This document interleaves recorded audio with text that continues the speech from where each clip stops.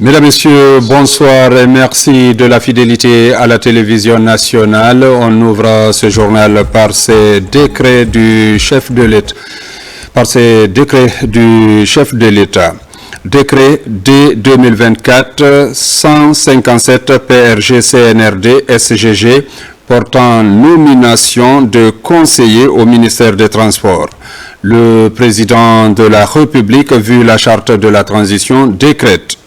Article 1er. Les cadres dont les noms et prénoms suivent sont nommés dans les fonctions ci-après. Conseiller principal, Dr Mohamed Arafan Sissoko, précédemment directeur pays MSF Madagascar. 2. Conseiller juridique, M. Mohamed Mousliou Aïdara, précédemment conseiller juridique à la compagnie de bauxite et d'alumine de Diandian, Kobad SA. 3. Conseiller chargé de l'analyse économique, M. Julien Dramou. 4. Conseillère chargée des questions de transport aérien et météorologie, Madame Yaye Mariam Ba, précédemment responsable des opérations de vol American Airlines. 5. Conseiller chargé des questions de transport terrestre et maritime, M. Mamoudou Keita, précédemment directeur national des transports terrestres. Article 2. Le présent décret, qui abroge toute disposition antérieure contraire, prend effet à compter de la date de sa signature et sera enregistré et publié au journal officiel de la République. Conakry, le 30 août 2024, signé Général Mamadi Doumbouya. Et puis ce communiqué de la présidence de la République sur la participation du président de la République au Forum sur la coopération sino-africaine, FOCAC, en République populaire de Chine. Dans le cadre du renforcement des relations de coopération bilatérale, le président de la République, chef de l'État, son Excellence le général de corps d'armée Mamadi Doumbouya, quittera Conakry ce samedi 31 août 2024 pour participer au Forum sur la coopération sino-africaine à Pékin en République populaire de Chine sur invitation de son homologue, son Excellence M. Xi Jinping, président de la République populaire de Chine. Sont conviés à prendre part au cérémonial de départ prévu à 8 heures à l'aéroport international Ahmed Sékou Touré les personnalités suivantes. Monsieur le Président du Conseil national de la transition CNT, Monsieur le Premier ministre chef du gouvernement, Messieurs les présidents des institutions républicaines, Monsieur le ministre secrétaire général de la présidence, Monsieur le ministre directeur de cabinet de la présidence, Mesdames et Messieurs les membres du gouvernement, Monsieur le chef d'état-major général des armées, Messieurs le haut commandant de la gendarmerie nationale, Messieurs les chefs des états-majors des armées de terre, de l'air et de mer, Mesdames et Messieurs les chefs des missions diplomatiques et consulaires, ainsi que les représentants des organisations internationales, Messieurs les directeurs généraux de la police et de la douane et les conservateurs de la nature, Madame la gouverneure de la ville de Conakry, le 30 août 2024, signé le cabinet civil de la présidence de la République. Dans l'actualité encore, le bureau de suivi des priorités présidentielles veut s'assurer de l'état d'avancement des travaux engagés par le chef de l'État général Mamadi Doumbouya au bénéfice des populations. Première étape, le chantier de construction des logements sociaux de Sonfonia. Reportage Aboubakar Junior Kamara. Pour concrétiser la vision du chef de l'État, le général Mamadi Doumbouya, un bureau de suivi des priorités présidentielles est mis en place, qui a pour mission de veiller sur les projets présidentiels. C'est dans cette optique que le bureau s'est rendu ce 27 août sur le chantier des logements sociaux de Sonfonia, une des priorités du président de la République. L'objectif est de constater le niveau d'avancement des travaux. Nous sommes sur le site Sonfonia à Lac. On a eu la chance de visiter deux sites. Le premier site du promoteur Kakande Imo, qui a la charge aujourd'hui de nous construire 280 logements, dont il a implanté 14 immeubles de R+4 et aussi sur le site de Semi Immobilier qui a aujourd'hui construit 10 villas de F4 que nous avons eu à visiter. Cette semaine, on a eu à faire la réception technique de ces 10 villas. On essaye de mieux se planifier pour qu'on puisse livrer ces logements dans les plus brefs délais. Globalement, le niveau d'avancement est rassurant après un échange fructueux avec les entreprises contractantes. Le bureau de suivi des priorités présidentielles formule des recommandations pour le respect des cahiers de charges, mais aussi et surtout le respect des délais contractuels. Nous tenons à ce que l'État puisse accompagner nos dirigeants pour que cela se fasse dans les conditions les meilleures. Parce que ce projet est très ambitieux. Il faut que nous nous inscrivions dans l'esprit de livraison des logements. Autrement dit, dans l'esprit du président de la République. Le bureau de suivi des priorités présidentielles compte mettre en place une stratégie de suivi rapproché des projets prioritaires du président de la République. Une manière d'amener les entreprises à respecter le cahier de charges. Le bureau de suivi des priorités présidentielles s'est engagé depuis ces derniers mois à faire un suivi systématique de l'ensemble des projets majeurs qui sont dans le portefeuille présidentiel. Et aujourd'hui, on se réjouit un peu de l'avancement de ce projet des 10 000 logements sociaux. C'est une priorité absolue pour le chef de l'État. Donner un toit à chaque Guinéen est un engagement politique fort de M. le Président de la République. Le chantier des logements sociaux de Symphonia évolue à la satisfaction du maître d'ouvrage. Plusieurs bâtiments sont sortis des terres et l'espoir est grand quant à la finition des travaux. Développement encore avec l'émergence du port autonome de Conakry qui est au cœur des priorités. Une assemblée générale constitutive de la communauté pour le développement du secteur s'est tenue hier à Conakry. La rencontre a permis aux acteurs du secteur maritime et portuaire de décliner leurs objectifs, leurs plans d'action et des orientations pour accompagner la direction générale dans l'accomplissement de leur vision. Les images d'Alpha Camara sont commentées par Martin Fancinadouno.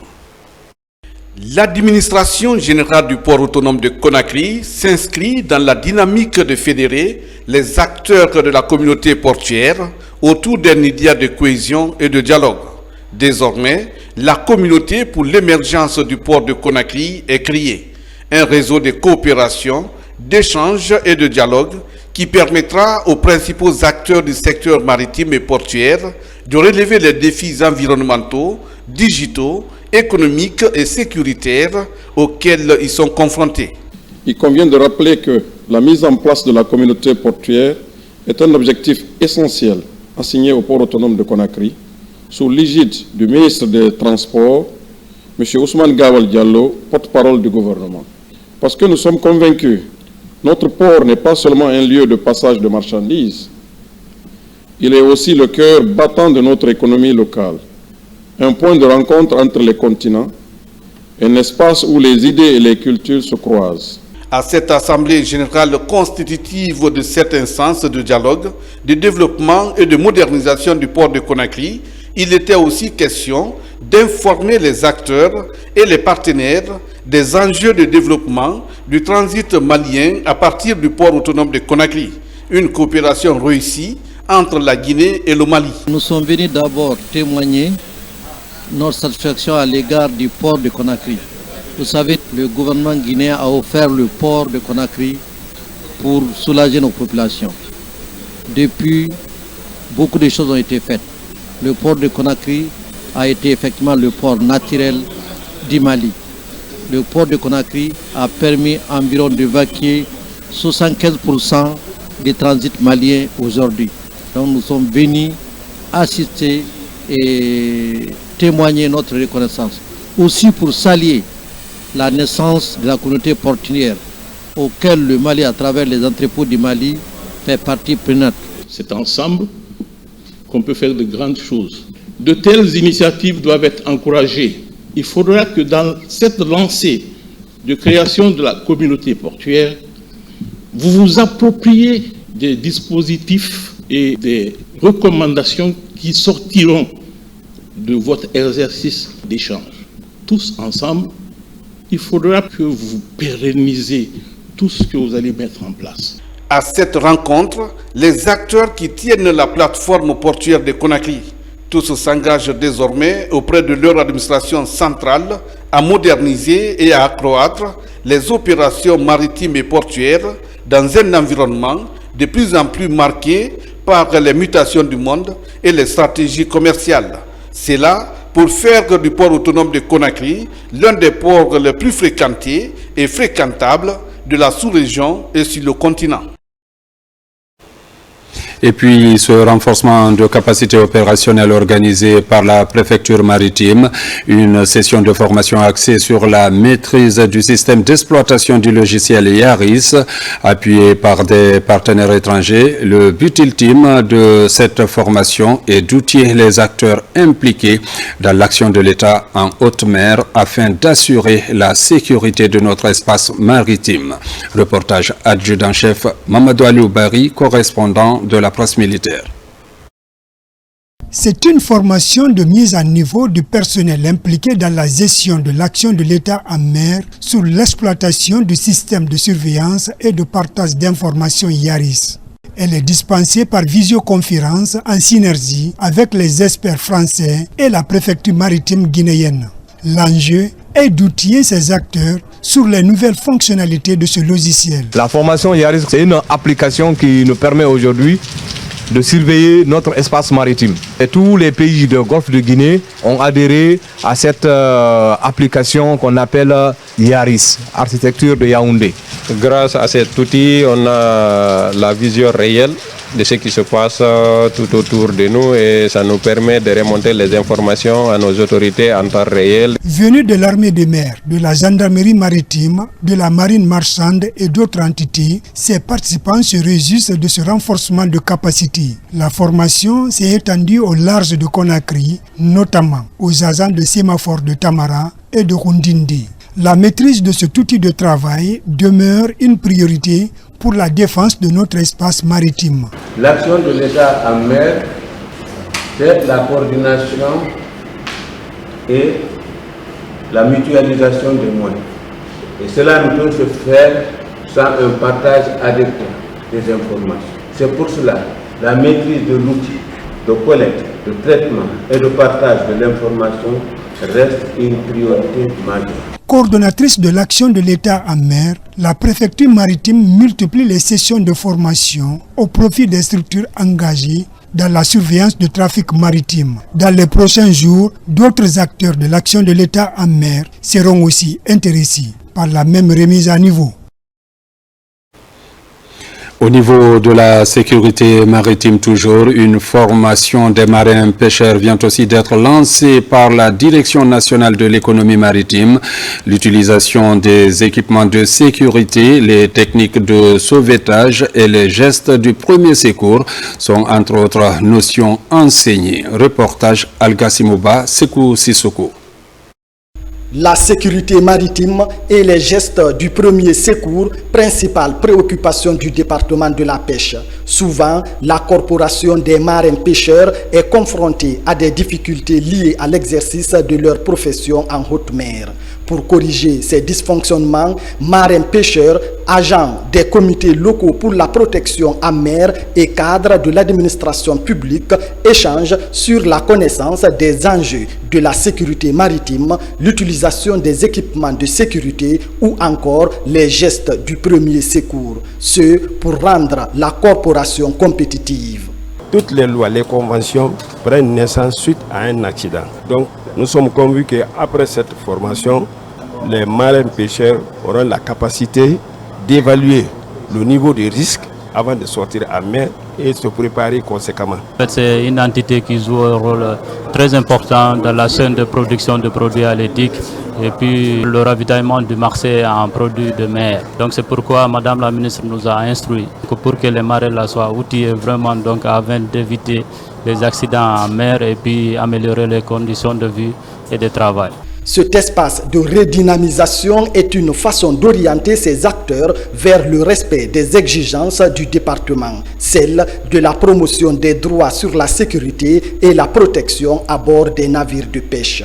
Malgré les conditions difficiles du travail des marins-pêcheurs, cette activité continue à contribuer à la sécurité alimentaire de nos populations. À cet effet, je voudrais vous rassurer de ma détermination à œuvrer pour améliorer les conditions de travail à bord des navires de pêche et qualifier davantage la profession des gens de mer évoluant dans le domaine de la pêche. Ce renforcement de capacité des gens de mer évoluant dans le domaine de la pêche est une occasion pour le ministère de la Pêche et de l'économie maritime de contribuer à la promotion des conditions de travail tout en s'impliquant activement dans la sauvegarde de la vie humaine en mer.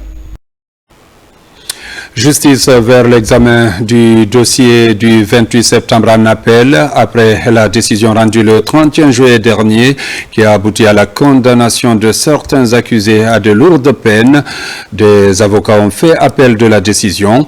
Le comité de pilotage, organe chargé de l'organisation du procès en réunion extraordinaire, a fait la situation de l'aspect financier et tend également la main aux partenaires pour aider à l'indemnisation des victimes. Le compte-rendu avec Tierno Younoussaba.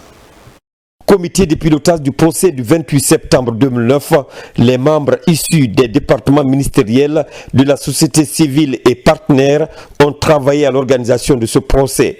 Depuis la décision, ils se retrouvent pour faire la situation.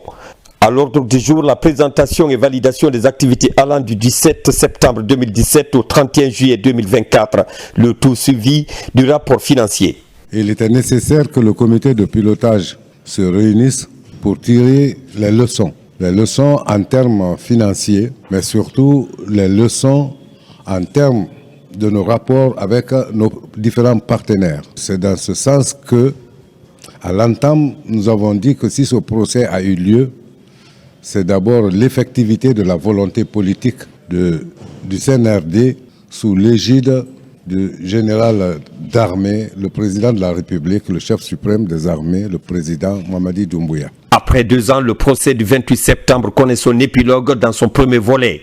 Pour la bonne continuation donc du procès en appel et la réparation en faveur des victimes, les participants sollicitent le soutien financier des partenaires. Nous allons donc partir en appel. Et cela appelle également des dobours. Cela appelle également des soutiens financiers.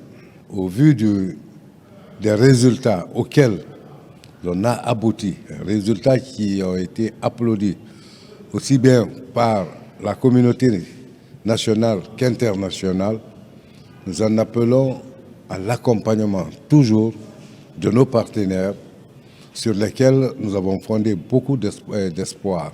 Après la réunion du comité technique, le comité de pilotage tire les leçons de la gestion du procès à toutes les étapes. Il s'agit d'impulser la transparence dans l'organisation de ce procès. Dans l'actualité encore, la RKS Radio Kaloum Stéréo a procédé à une remise de satisfecit aux personnalités qui ont marqué leur passage au sein de ce médium. À cet effet, le ministre de l'Information et de la Communication, Fana Souma, a été honoré par les responsables de la RKS pour son soutien permanent accordé à ce média. Reportage Amadou Bailobari. Après la célébration de l'an 31 de la RKS Radio Kaloum Stéréo, ce 25 août 2024, l'heure est à la remise des satisfecits aux personnalités ayant marqué et boosté le programme et le fonctionnement de ce médium de proximité. Pour son ferme engagement et son soutien indélébile, le ministre de l'Information et de la Communication, Fana Souma, a été honoré par les responsables de la RKS à ce titre. C'est la première fois qu'on célèbre l'anniversaire de la RKS, qui est la mère des radios FM en Guinée. La première radio émettant en modulation de fréquence en Guinée, c'est bien la RKS. Il fallait donc marquer cet anniversaire par l'organisation d'une programmation spéciale au niveau de la radio. C'est ce qui a été fait. Avant toute activité sur cette radio, je pense bien qu'il fallait commencer par ça. Et nous avons commencé par ça. Ces anciens sont contents. Et aujourd'hui, à travers leur présence, on s'est dit que ouais, la RKS a toujours sa place. Beaucoup se posaient la question, est-ce qu'elle est toujours opérationnelle, cette radio? Et pourtant, elle est opérationnelle. Cela a été concrétisé par l'arrivée de M. le ministre Fana Souma. Mais avant, c'est quand il était directeur général de la radio-télévision guinéenne. Réitérant sa ferme volonté d'exécuter toutes les grandes lignes de sa feuille de route, le ministre Fana se tient plus que déterminé à remettre tous les médias, notamment ceux du public, au service du peuple. Il appelle ainsi les agents au travail professionnel pour le bien-être de la nation. Je suis là pour témoigner toute ma satisfaction à l'ensemble des travailleurs de la RKS, mais aussi à l'ensemble des travailleurs de la RTG, surtout le service des langues nationales qui ces derniers temps est en train de travailler. Le combat doit continuer parce que nous sommes en train de se battre pour réhabiliter les sites de diffusion, mais aussi réhabiliter la RTG de Kaloum. Je crois qu'il y a un projet qui est annoncé. Dans les prochains jours, on va commencer à engager des travaux pour vraiment donner de la valeur à ce bâtiment qui est un bâtiment historique qu'on ne peut pas abandonner. Étant parmi les premières radios du pays qui s'inscrivent dans le cadre de favoriser l'épanouissement et l'émancipation des Guinéens, la RKS est aujourd'hui dotée d'un équipement moderne et d'un émetteur lui permettant de couvrir tout le Grand Conakry désormais. Un contenu de programme bien enrichi est acheminé pour ravir ses auditeurs. Le ministre Fana Souma compte également réveiller les autres radios à l'intérieur du pays. Volet agriculture de ce journal dans la dynamique de professionnalisation des activités des acteurs impliqués dans l'agriculture. Plusieurs motos et matériel informatique viennent d'être mis à la disposition des techniciens agricoles. Un appui de l'Agence française de développement à travers le projet de développement du bassin arachidier de Dabola. Il vient améliorer la mobilité des techniciens agricoles pour une bonne prestation de service. Reportage Souleymane Kaba, Marwan Kamara. À l'ombre de cette montagne, dans la région administrative de Dabola, se trouve le siège du quartier Dabola-Koro, l'une des zones d'intervention du projet de développement agricole du bassin arachidier de Dabola. Ici, des motos, des mobiliers de bureau et du matériel informatique sont mis à la disposition des techniciens agricoles. C'est un soutien du ministère de l'Agriculture et de l'Élevage à travers l'Agence française de développement AFD. Il faut remercier les bailleurs de fonds qui sont l'AFD, mais aussi le ministère de l'Agriculture, mais aussi le président de la République qui ont permis l'achat de ces équipements aujourd'hui qui sont mis à la disposition de ces conseillers agricoles afin de faciliter leurs activités sur le terrain. Le PEDABAD s'inscrit parfaitement dans la politique sectorielle du département, aussi dans la vision du président de la transition, le général Mamadi Doumbouya. Les activités déjà exécutées par le projet ont suscité assez d'espoir et sa stratégie d'intervention est plus que rassurante.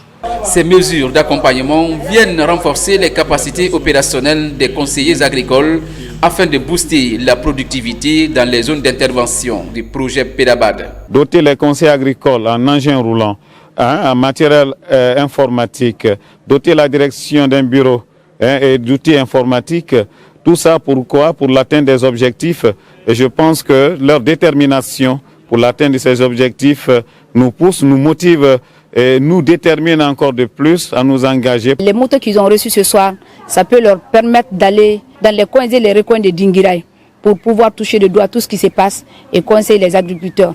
Par ces outils informatiques, ça va nous permettre vraiment de passer les informations à temps et de prendre à bras de corps les informations et comment les traiter. À travers le projet de développement agricole du bassin arachidier de Dabola, l'Agence française de développement AFD accompagne plusieurs unités de production familiale en Guinée.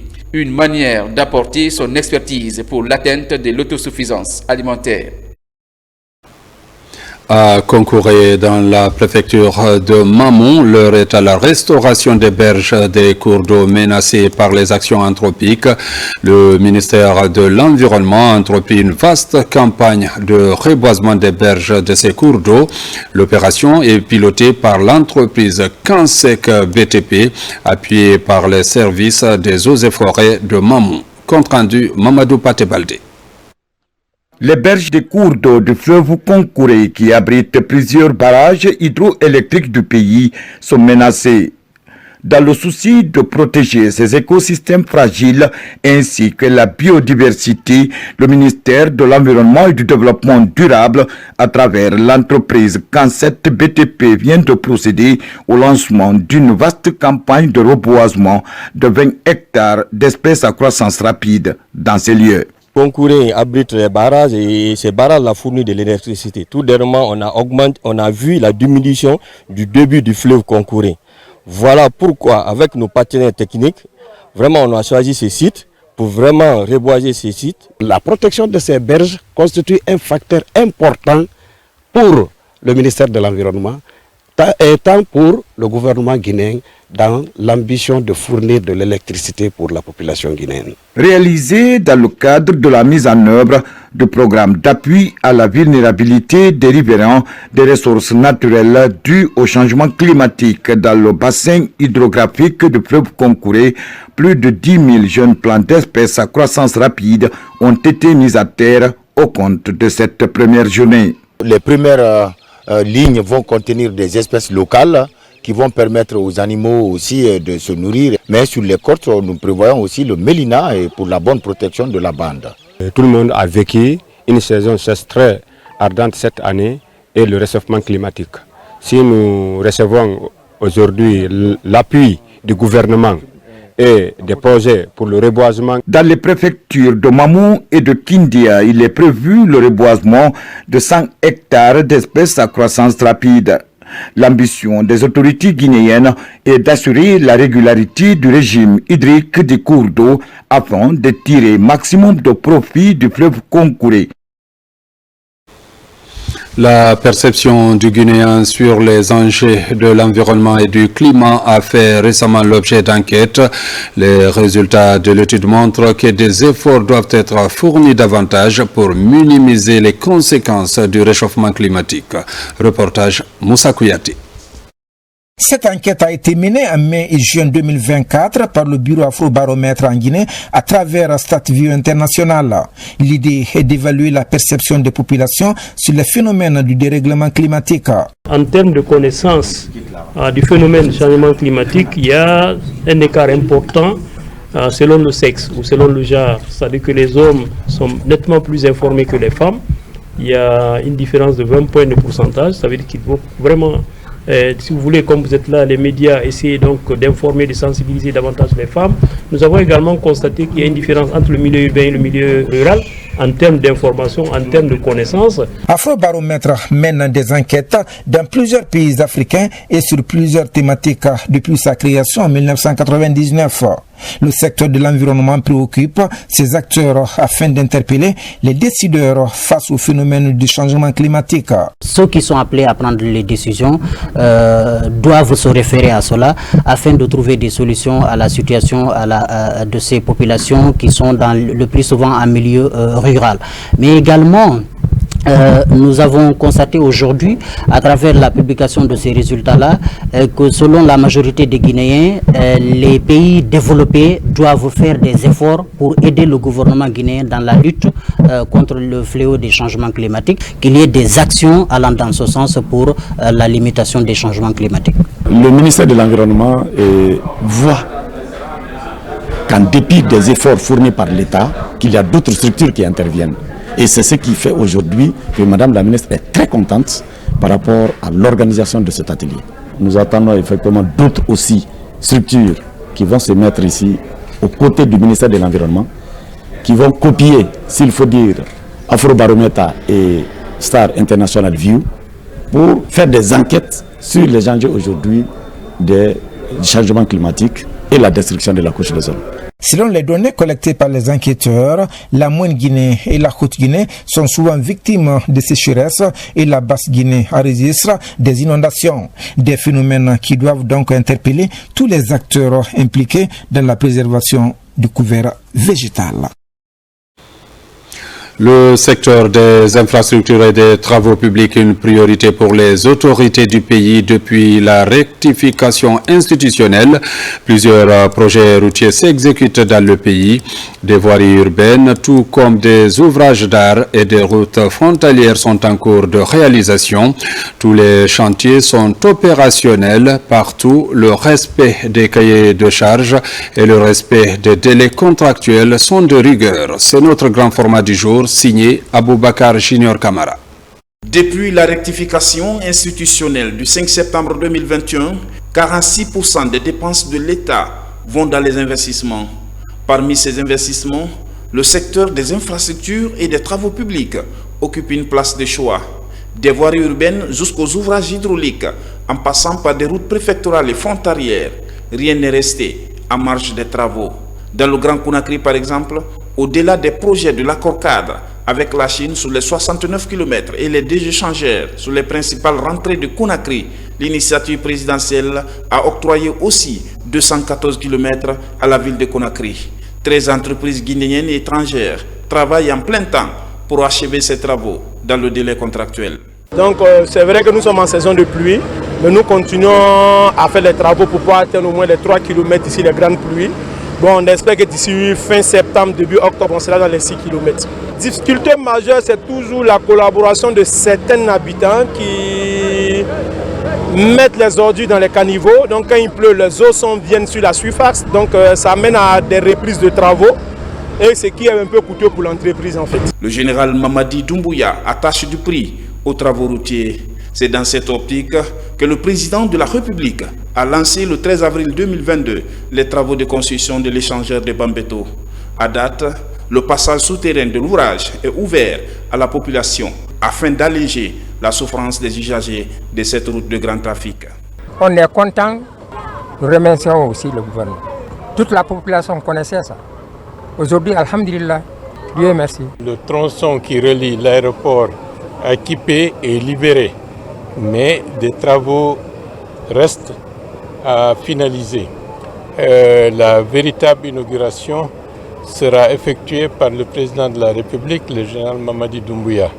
Là, on a coupé le cordon pour permettre aux usagers de la route de raccourcir, disons, leur attente et de permettre à ce qu'il y ait, disons, la traversée.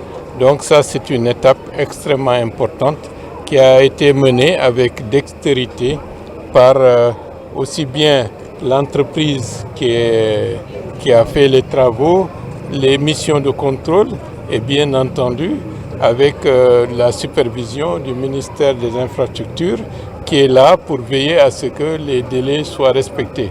C'est une étape aussi très importante pour l'ensemble des membres du CNRD parce que c'est avec eux que ce chantier a pris son envol.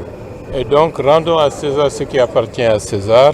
C'est un grand point qui a été décerné ainsi au général de corps d'armée Mamadi Doumbouya, qui est le président du CNRD et en même temps chef de l'État, chef suprême des armées. Donc c'est très important qu'à travers ceci, que les populations se rendent compte que la refondation, la transformation positive du pays, ce n'est pas un vain mot, c'est une réalité. Autre initiative du président Mamadi Doumbouya est la construction de la suite de la route Le Prince entre Kagbele et Kouria pour 26 km. Une route qui va désengorger la municipalité de Koya sur la route nationale numéro 1. À date, le dégagement est achevé malgré le relief très accidenté. Le projet de 5 ponts suit son cours normal à Demoudoula, Kakimbo, Kiroti, Kisoso et Kassonia avec des routes d'accès. À Kassonia par exemple, une route de 7 km se construit avec un pont de près de 200 mètres linéaires. Aujourd'hui, les travaux tournent autour de 45%. Un espoir pour les populations de cette commune rurale. 2 ans passés, Bentroya à Kassonia était carrément impraticable.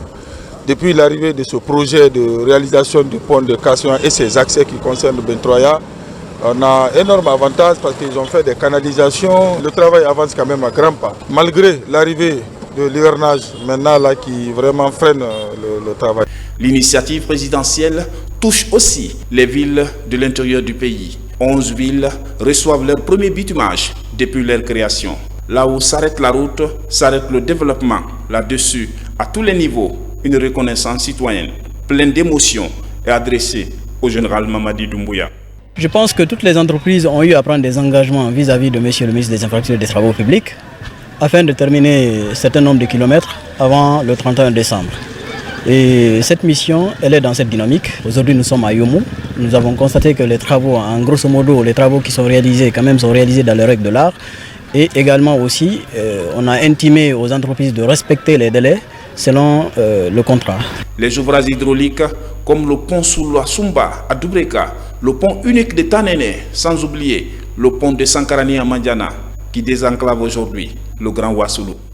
En Conseil des ministres, il nous a instruit à mon département de mettre tout en œuvre pour le respect des délais contractuels. Et mon cabinet ainsi que la CGP, la mission de contrôle resteront mobilisés. Vous allez me voir, Inch'Allah, très souvent à la baie ici. Donc on fera beaucoup de missions inopinées et j'ai confiance aussi à CRBC. C'est une société qui a déjà fait ses preuves sur le tronçon Koya Mahmoud Dabola. Aujourd'hui, c'est une des sociétés attributaires de ce tronçon. Je reste convaincu que mon département restera résolument engagé dans le suivi rapproché de la réalisation de ce projet. Les perspectives du département des infrastructures et des travaux publics sont grandes. Parmi elles, le projet de construction des échangeurs de Koza et de Hamdallah, la route Hamdallah-Symphonia en 2x2 voies, la construction de la route Boké-Kébou avec un pont sur le fleuve Tingilinta et la construction de la route Labé-Mali longue de 107 km avec ses ouvrages de franchissement. Tenue de la première session de l'année 2024 du conseil d'administration de la SOGIPA, la rencontre a permis de proposer d'examiner le projet de budget 2024 et de poursuivre les investissements pour aider cette entité à jouer son rôle de locomotive du développement dans la région forestière. Déjà, en termes d'acquis, la construction de l'usine de caoutchouc avance à grands pas. Fodé Camara. Société guinéenne de palmiers à huile et d'EVA, la SOGIPA s'inscrit dans une dynamique de réorientation stratégique par le toilettage des textes et la mise en œuvre de tous les instruments de gouvernance. Une vision d'obligation de résultats suivie à la loupe par les membres du conseil d'administration et les autorités du ministère de l'Agriculture et de l'Élevage. La principale feuille de route est de conforter la dynamique de relance pour préserver des milliers d'emplois. La SOGIPA est notre partenaire commun. Elle emploie près de 4 000 travailleurs directs et 10 000 travailleurs indirects. Elle favorise le développement économique et social de la Guinée en général et de la région forestière en particulier. Elle est également un instrument qui permet de lutter contre la pauvreté dans ces différents milieux. C'est pourquoi son Excellence le général de corps d'armée Mamadi Doumbouya, président de la République, chef suprême des armées, veille sur tout ce qui se passe et compte sur l'ensemble des intervenants, surtout nous, en notre qualité de tutelle technique et vous, en votre qualité d'administrateur, en vue de faire de la SOGIPA une entreprise compétitive et prospère au plan national et sous-régional. À ce titre, l'expertise de chacun et de chacune de nous est vivement sollicitée pendant cette session pour aider la SOGIPA à se relever, se tenir et avancer vers le succès pour le bien-être de la population de Yomu en particulier et pour la population guinéenne en général. Dans la région forestière, le deuxième semestre de l'année 2024 s'annonce avec une étape charnière pour la SOGIPA, une société basée à Yomu dans les communes rurales de Guéké et de Bignamou, une agro-industrie portée depuis des décennies par le binôme plantation familiale et industrielle. Au niveau des plantations familiales, là il y a assez de progrès. Il y a l'extension de ces plantations. Et au niveau des plantations industrielles, reconnaissons bien, la société a des difficultés. Et la nouvelle direction est venue trouver ces difficultés-là que nous cherchons à gérer. Donc, mais avec le conseil d'administration d'aujourd'hui, on a pris assez de bonnes dispositions. Les grandes recommandations portent toujours autour des 12 points qu'on a examinés, notamment l'examen et la validation du projet de budget de 2024, il y a eu un diagnostic qui a été fait sur l'organisation et le fonctionnement de la SOGIPA. Fleuron de l'agro-industrie en Guinée, la SOGIPA se relève avec des investissements d'envergure à l'image de la construction de la nouvelle usine de caoutchouc. Un chantier mis en œuvre pour accélérer la cadence de traitement du coagulum. Ceci pour plus de valeur ajoutée. Nous avons une unité de traitement de caoutchouc qui avance à grands pas. Le hangar est presque fini. Les équipements sont embarqués et certainement seront là au mois de mi-octobre. Donc c'est une très belle avancée. Et de l'autre côté, nous sommes en train de faire une finalisation de l'hévéaculture en Guinée. Nous avons déjà identifié toutes les plantations au niveau national. La géolocalisation a été faite, le géofinancing a été fait à tous les niveaux. Donc nous sommes en train d'aller vers une avancée extrêmement importante dans le domaine de l'hévéaculture. Le premier accompagnement que nous avons avec l'État, c'est la volonté politique. Monsieur le Président de la République, le général Mamadi Doumbouya, est vraiment résolument engagé à aider la SOGIPA. Il en fait une affaire personnelle, il veille vraiment sur la SOGIPA. Donc déjà, on a un soutien très fort de l'État. La société guinéenne de palmiers à huile et DVA est la seule entité agro-industrielle de sa génération qui résiste encore après plus de 37 ans. Une longévité à préserver à tout prix. Là-dessus, l'une des recommandations du conseil d'administration est de poursuivre les travaux de réalisation de la nouvelle usine de caoutchouc, mais aussi continuer à entretenir les organes vitaux de l'huilerie. Religion à la paroisse Saint-Michel de Coléa, une messe d'envoi des pèlerins chrétiens désignés pour la Côte d'Ivoire s'est déroulée hier. Les autres fidèles chrétiens se sont mobilisés pour partager des moments de communion et de grâce avec les pèlerins. Des prières et bénédictions ont été formulées pour la réussite de ce voyage de croyance et de piété sur le sol ivoirien. La messe était présidée par l'archevêque coadjutateur de Conakry. Reportage Mohamed Lamine Kamara.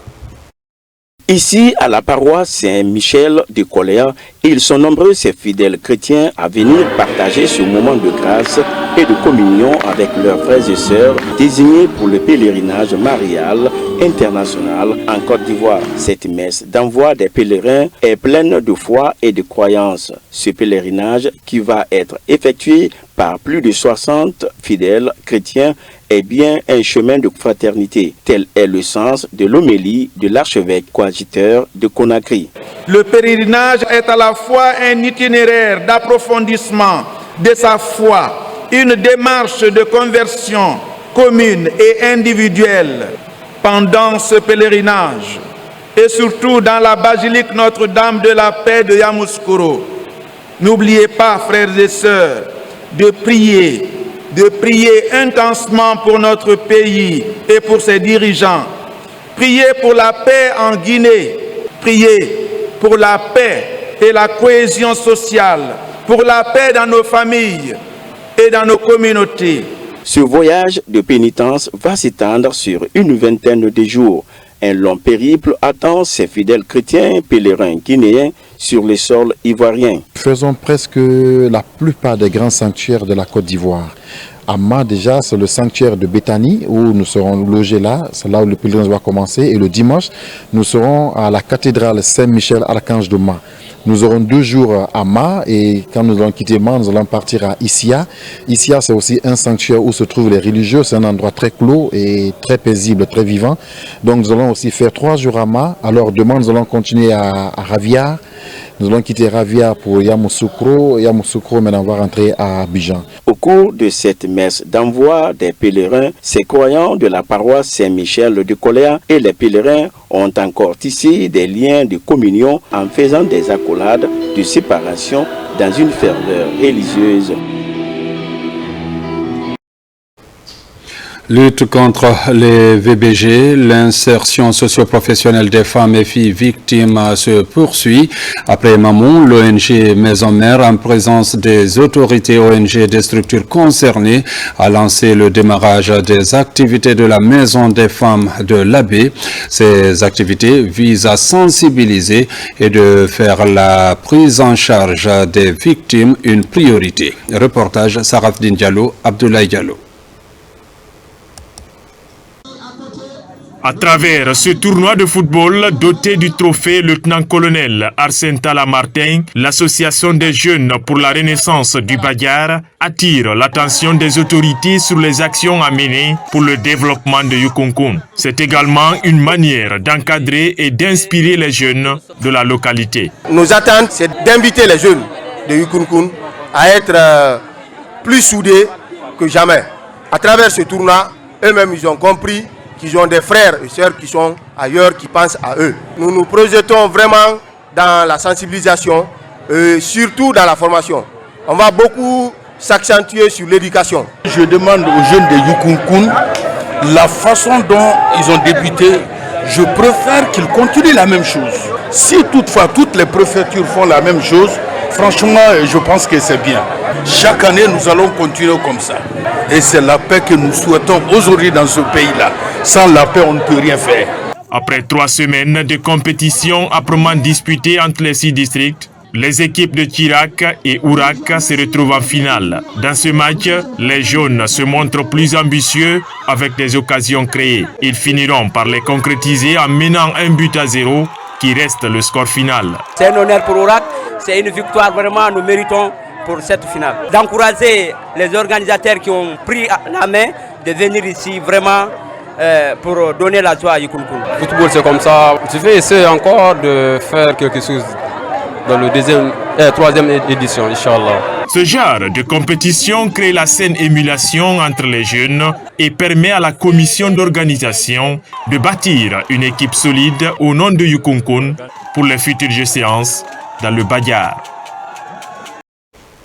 Comme vous venez de le constater, c'était plutôt ce match de football dans la sous-préfecture de Yukunkun qui a vibré au rythme de la 2e édition du tournoi interdistrict de football du 3 au 27 juillet.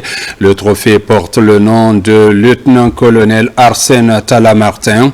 La compétition, en plus d'être un moment de retrouvailles, vous l'avez suivi, c'est aussi une occasion pour la jeunesse de la localité de consolider la cohésion sociale. Un reportage de Abdoulaye Diallo et de Kerfa Lamane. Demain, samedi 31 août, vont se poursuivre à partir de 12h au Palais du Peuple les festivités marquant les 10 ans de Fitini Music Show, un événement consacré aux enfants de Guinée. Merci de la fidélité à la chaîne nationale de la République de Guinée, notre paradis, terre de richesse et d'innovation. Passez une excellente soirée en compagnie de nos programmes.